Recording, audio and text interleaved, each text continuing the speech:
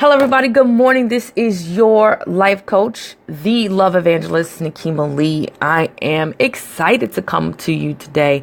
Right now, Heavenly Father, gracious universe, I would like to remove myself out the way so that your words may pour through me into the ears of those who are listening, so that the words that I speak are not my words, but your words, so that it may help to propel those who are listening to the next level of greatness. And so it is.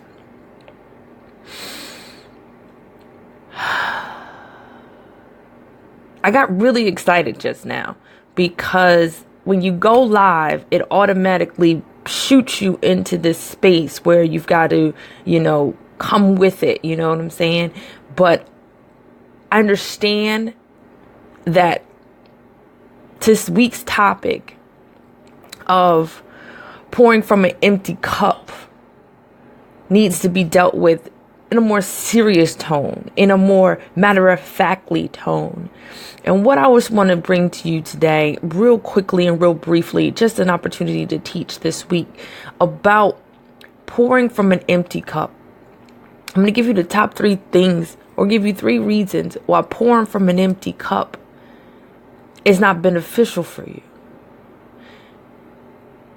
One reason why pouring from an empty cup is not beneficial for you, because it's like dredging the bottom of a lake. When you pour from an empty cup, you're not giving people the best of you, the most mediocreness of you, but what you're giving them is the grudge of you, the gunk of you, the slime of you, the deceitfulness of you, the hatefulness of you, the revengefulness of you, the lustfulness of you, the dirty, the nasty, the negative. And you sometimes wonder why you find yourself pouring into people and you're giving them the very best of what's left of you. And you come home or you go into your space and you feel defeated and you feel depleted and you feel empty and you feel voided. And what ends up happening is you have to then find a resource to plug into.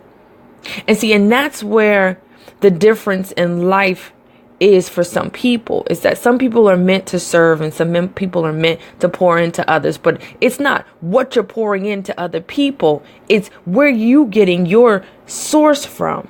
What is in you that you have to give of others? When you think about the idea of your source, sometimes I remember, when I was younger, my source was sex and food. I had this thing, I used to binge eat, right? So this was a typical day for me, Monday through Friday, right? When I was working in corporate America, I would do lunch and everything. But on my way home, before I picked up the kids from daycare, I would stop at Taco Bell and I'd get a taco, or I'd get 2 tacos, extra fiery sauce, right? Taco Supreme with the sour cream and the tomatoes, right? And then I would go a little bit further up the street and I would get a fish meal from McDonald's. And that's the fish sandwich, the fries, and the drink, right?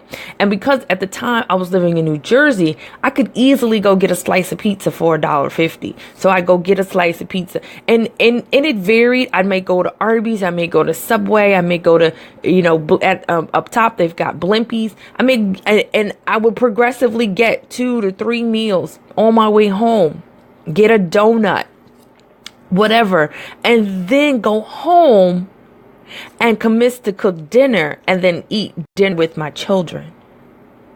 And if the void that I was trying to fill with the food was still craving more, I would go down the street to the local Applebee's that was right around the corner from my house and get a plate of ribs or wings and fries or and some drinks, trying to fill this emptiness that I had, because all day I've been pouring out to the world. I have been giving the world the best of me and everything, to my children, to my bosses, to my employees, everything that I was just giving.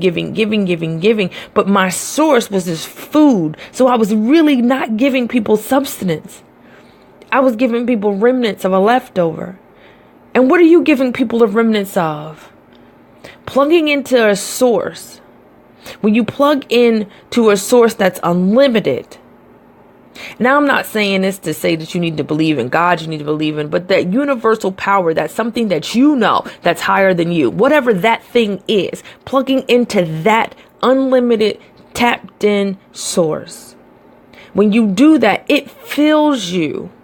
When you are on empty, you tap into that source through meditation. You tap into that source through sexual expression. And we'll get into that a little bit later if you stick around long enough, but how you can tap in and fill yourself through orgasmic experience.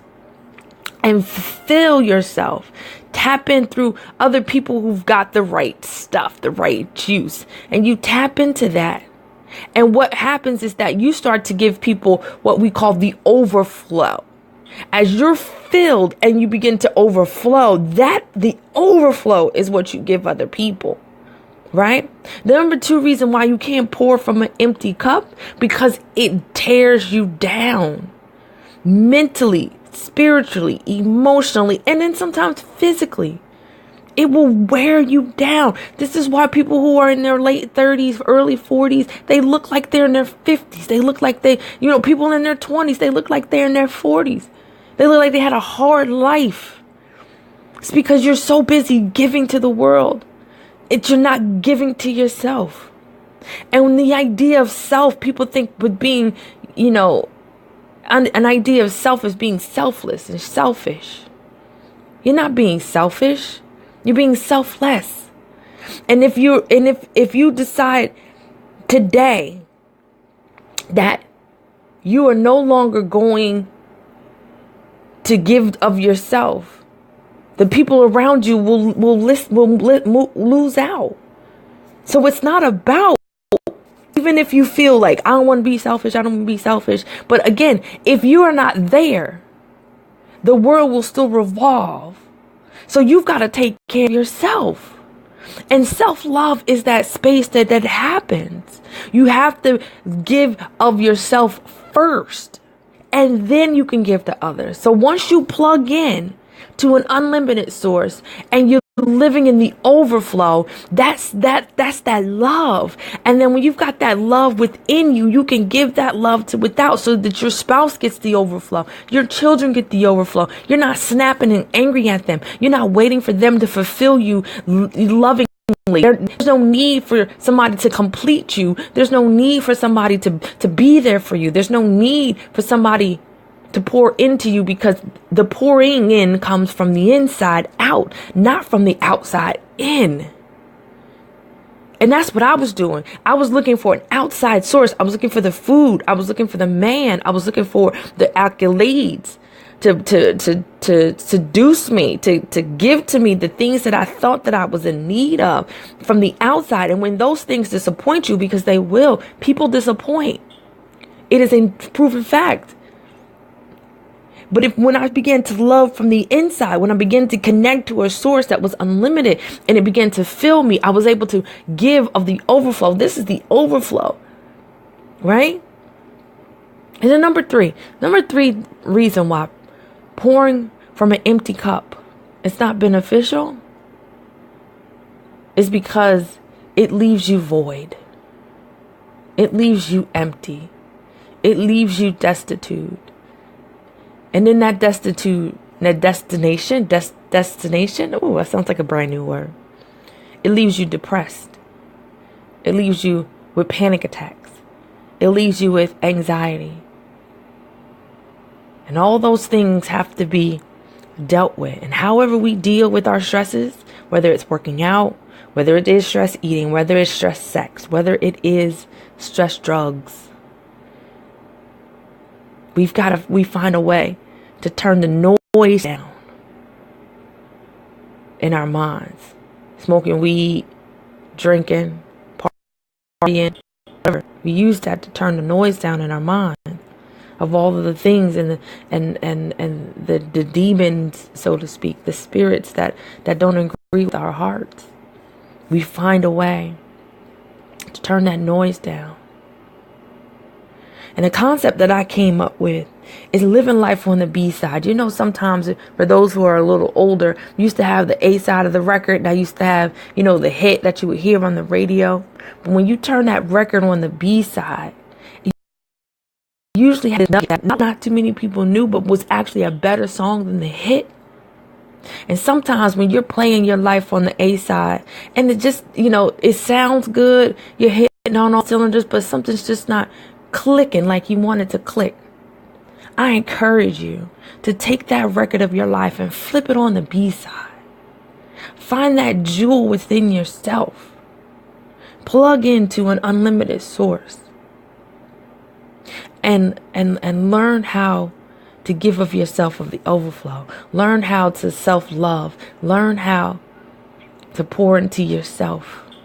And let that perpetual cycle continue. As you begin to pour and the overflow begins to flow, and you take that overflow and you give more to yourself, you're able to give more to the world. You're able to give more to your family. So this week, be selfish. This week, tap in. Whether it's through meditation, make sure you go to the YouTube channel, Upscale Desires, and get the depression meditation. It's 10 minutes. And just listen and let your light shine. And then finally, love, love, love. Love yourself so that you can love others. Right now, we're going to take a nice deep breath in.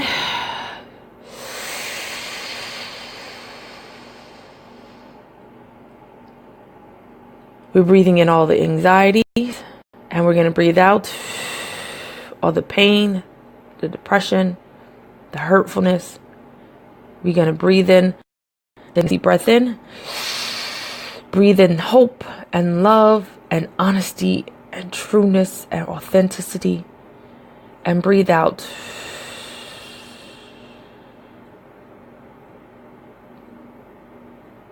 One last time, nice deep breath in.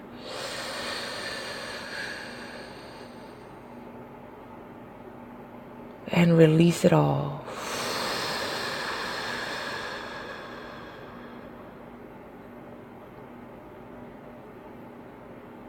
This has been your weekly lesson with your life coach, the love evangelist, Nikema Lee. I am excited to be a part. I'm excited that you're here. I'm excited that you've listened. Make sure you share this.